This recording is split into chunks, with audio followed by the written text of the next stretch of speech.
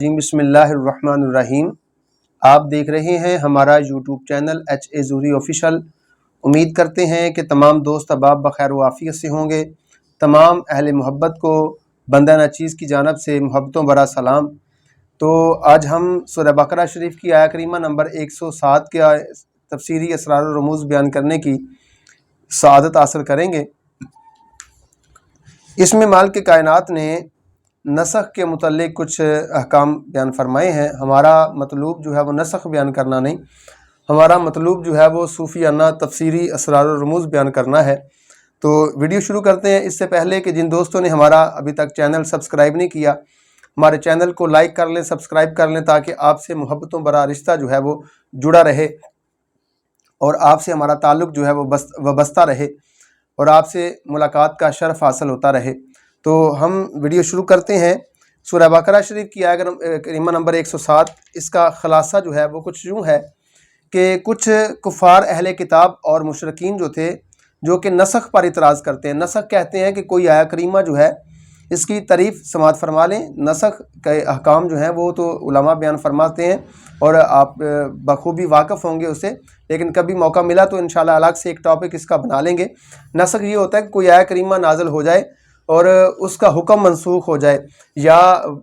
ایسے ہوتا ہے کہ آیہ کریمہ بھی منسوخ ہو جائے اور اس کا حکم بھی منسوخ ہو جائے۔ دو طرح سے، یا تو آیہ کریمہ پڑھی جاتی ہو اس کا حکم منسوخ ہو جائے، یا یہ کہ آیہ کریمہ بھی منسوخ ہو جائے اور حکم بھی منسوخ ہو جائے۔ لیکن اس کی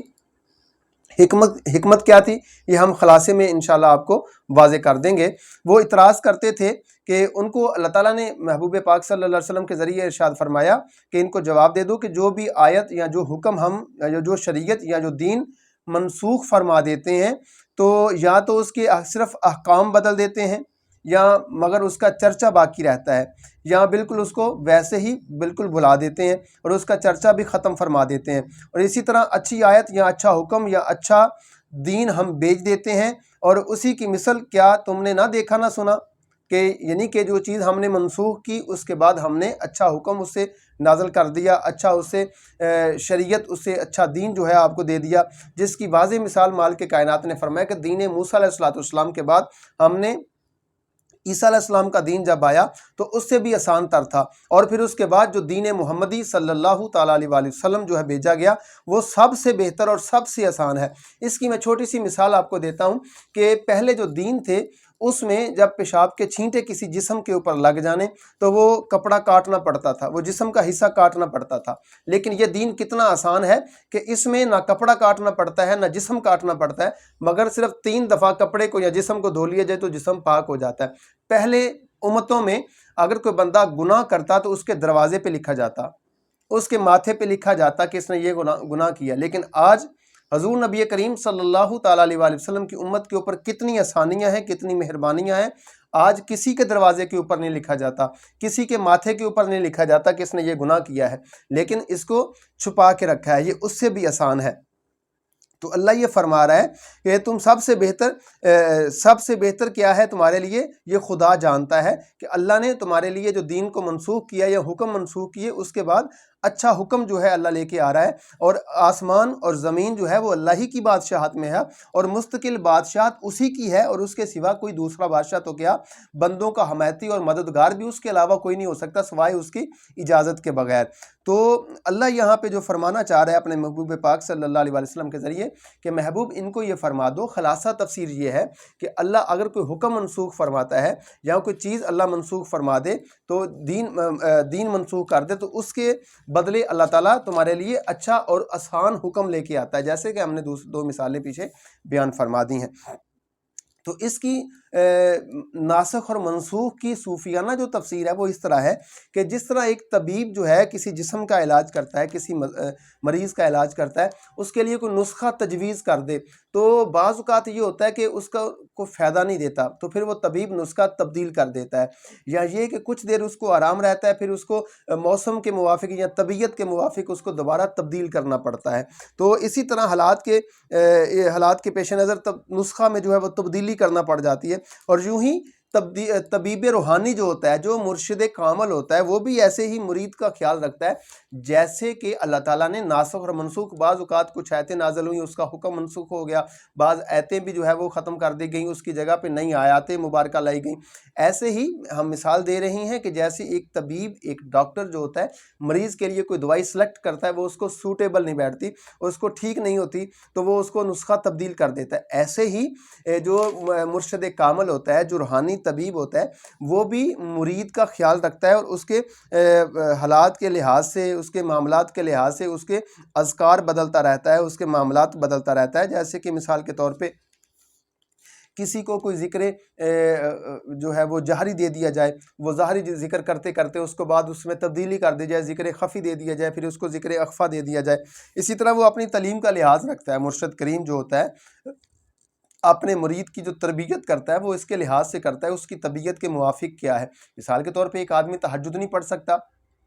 تو مرشد جو اس کو کہے بھی تو نے تہجد لازمی پڑھنی ہے، وہ نہیں پڑھ سکتا، وہ رات کی ڈیوٹی کرتا ہے یا کسی معاملے میں، تو پھر اس کو دوسرے اذکار دیے جاتے ہیں۔ کچھ لوگ ایسے ہوتے ہیں دن کو مشغول رہتے ہیں، رات شب بیداری کر سکتے ہیں، پھر اس کو رات کے اذکار دے دیے جاتے ہیں۔ تو ایسے تبدیلی جو ہوتی ہے وہ اس میں کوئی مذائقہ نہیں ہے۔ جیسے قرآن مقدس میں احکام میں مالک تبدیلی فرماتا ہے، جو مالک بہتر جانتا ہے کہ اپنے بندوں کو کیا دینا ہے۔ جیسے کہ اس کی واضح مثال حدیث پاک میں بھی ہے کہ پہلے 50 نمازیں دی گئیں، اس کے بعد کم کرتے کرتے کرتے کرتے جو ہے پھر وہ 5 رہ گئیں۔ اس کی ایک اور مثال بھی ہے، جیسے کہ حضور نبی کریم صلی اللہ تعالیٰ علیہ وسلم ارشاد فرماتے ہیں کہ اگر میں اپنی امت کے اوپر مشقت کا ڈر نہ رکھتا تو پھر میں ہر نماز کے ساتھ مسواک کو لازم قرار دے دیتا۔ اور ایک مرتبہ ایسے ہی نماز عشاء حضور نبی کریم صلی اللہ تعالیٰ علیہ وسلم نے تخیر سے ادا فرمائی، تو حضور نے فرمایا اگر مشقت کا ڈر نہ ہوتا تو میں ہر اپنی امت کے اوپر نماز عشاء جو ہے اسی وقت کے اوپر فرض کر دیتا۔ تو یہ احکام میں یا وقت میں یا اذکار میں تبدیلی جو ہے، یہ کامل جو ہوتے ہیں وہ جانتے ہوتے ہیں کہ اس کو کس چیز کی ضرورت ہے، اب کس چیز کو اس کو دینا ہے، اور کون سا وقت اس کے لیے مضر ہے، اب کون سا وقت اس کے لیے ٹھیک ہے۔ اس لیے وہ اپنی تعلیم میں اس کا لحاظ رکھتے ہیں۔ جیسا کہ راستہ طے کرنے والے جو ہوتے ہیں وہ مختلف ہوتے ہیں۔ کوئی جو ہے وہ سائیکل پہ سفر طے کر لیتا ہے، کوئی موٹر بائک پہ طے کر لیتا ہے، کوئی گاڑی پہ طے کر لیتا ہے، کوئی بھاگ کے، کوئی دوڑ لگا کے طے کرتا ہے، کوئی پیدل چل کے جو ہے سفر طے کر لیتا ہے۔ سفر تو ایک ہی ہے لیکن راستہ ایک ہے، لیکن اس کو طے کرنے کے طریقے جو ہے وہ مختلف ہیں۔ تو ایسے ہی یہی حال راہ طریقت کا ہے کہ اس کے مسافر جو ہے مختلف حال رکھتے ہیں، لیکن بحمدہ تعالیٰ طالب جس منزل سے گزرتا ہے قرب الہی میں ترقی کرتا جاتا ہے، اس کی ہر اگلی حالت جو ہے پچھلی حالت سے بہتر ہوتی ہے۔ ایک وقت مطلب جیسے کہ ہم نے پیچھے عرض کیا، ایک وقت جو ہے وہ جہری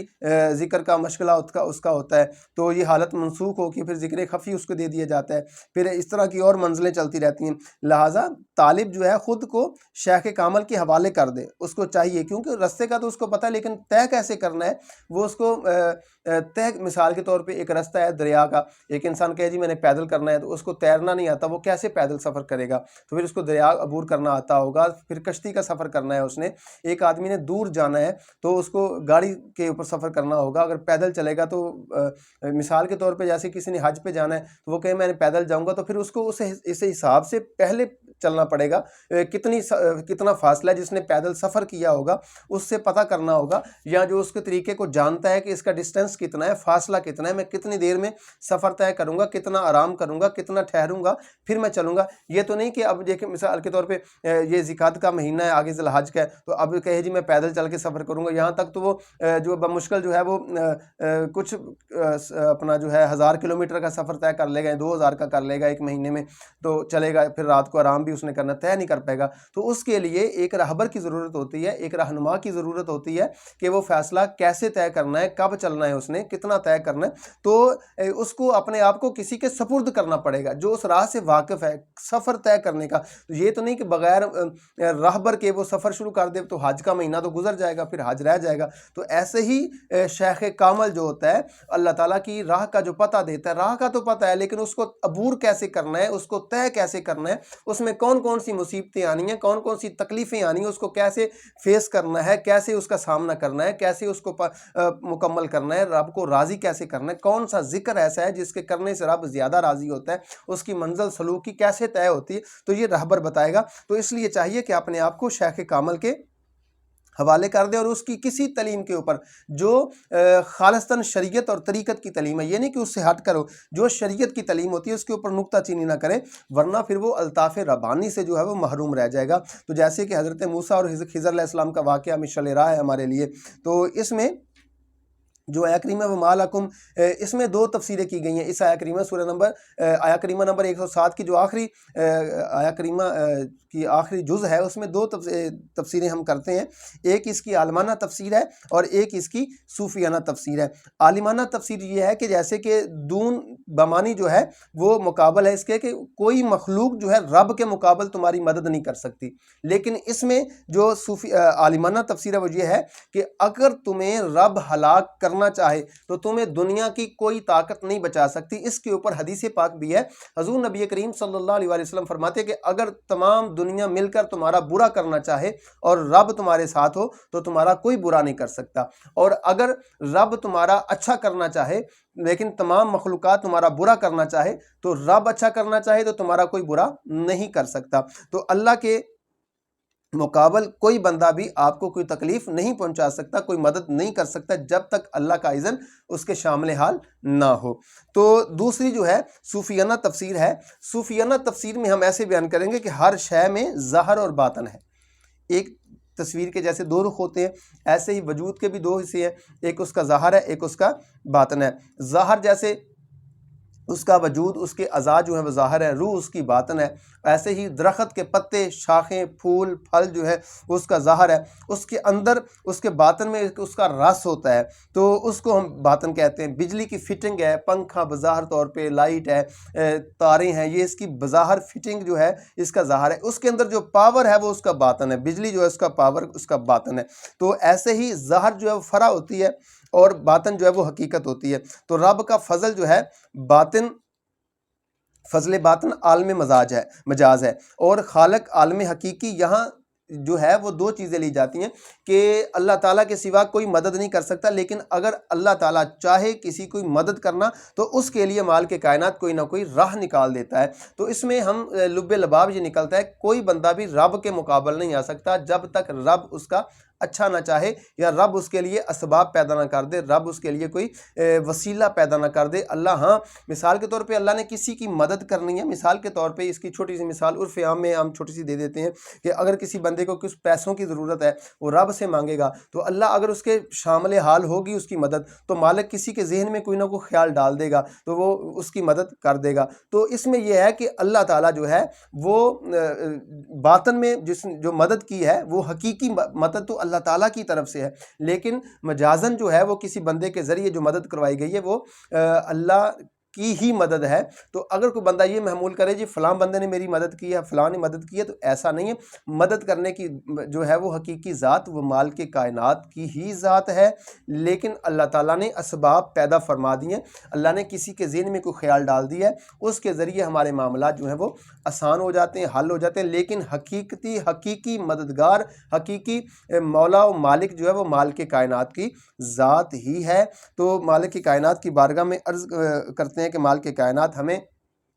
قرآن مقدس کے اوپر عمل پیرا ہونے کی توفیق عطا فرمائے۔ مزید ہماری ویڈیوز دیکھنے کے لیے ہمارے چینل کو لائک کر دیں، سبسکرائب کر دیں۔ اللہ آپ کا حامی و ناصر ہو۔ اللہ حافظ۔